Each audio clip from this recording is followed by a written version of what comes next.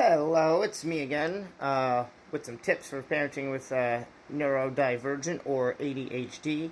It is 2025, and of course, a lot of people know this, but this is not taught in school. This is not general knowledge, although it should be.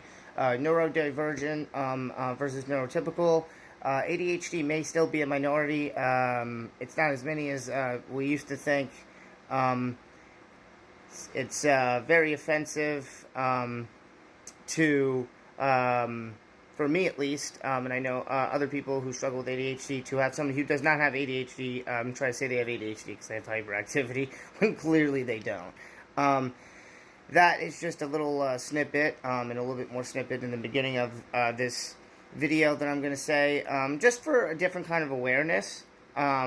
Although it is a new world, and anybody has to be able to tolerate anybody else's kinds of actions, even if it's a bullying or hatred, there are people out there who don't actually want to offend. So if you're out there and you don't want to offend people, that might be, a great way to start. Maybe not calling people lazy, dismotivated, and just flat out ridiculous as well, and instead listen to videos like this and other doctors and people out there. So, getting right into, I just want to remind everybody that with people who have ADHD, they have a dopamine deficiency. They are low in dopamine. Dopamine in every single human being is what is responsible, and these are just one of the things that means that is one of the things you have when you have ADHD. Now, dopamine deficiency, again, like I said, everyone has it. Dopamine is what gives you a chemical release of what gives you enough feel good to be able to get out of bed and go to work, to do any kind of tasks, the ones that you do like and the ones that you don't like.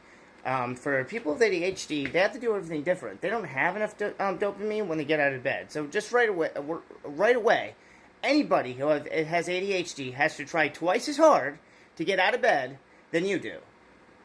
Okay? Not that it's that big a deal.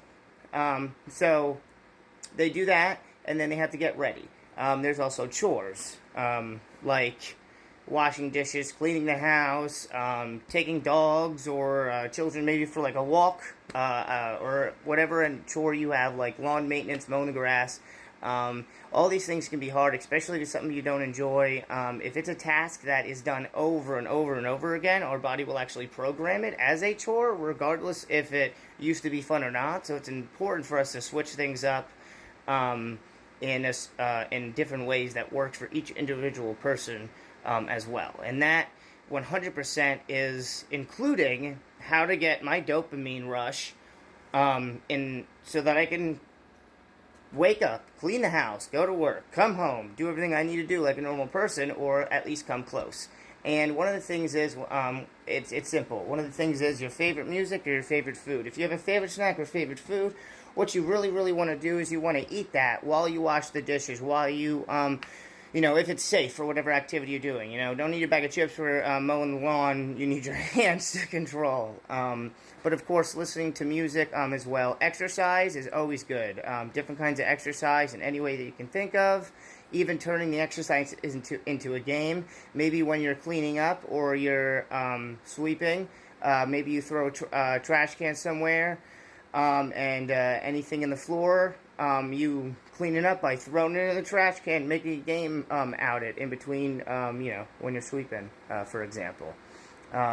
Another thing that you can do to increase your dopamine is switching things up and just trying new things. So that alone will increase dopamine. So if you don't normally do any of these things, just trying these things, you're going to find it really easy to do things. You're going to put that music on, you're going to wash the dishes, you're going to be like, wow, no, I want to wash the dishes, because you're getting that dopamine rush.